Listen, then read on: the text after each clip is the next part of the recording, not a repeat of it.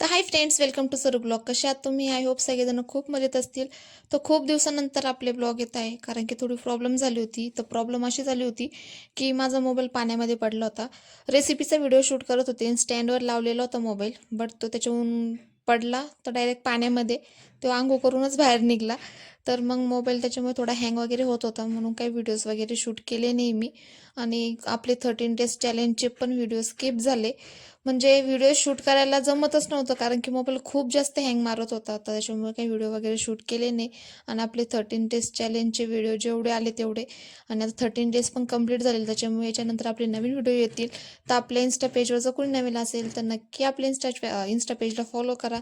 आणि यूट्यूबला जर कोणी हा व्हिडिओ बघत असेल तर आपल्या यूट्यूब चॅनेलला पण नक्की सबस्क्राईब करा. याच्यानंतर नवीन व्हिडिओ येणार आहे आपले.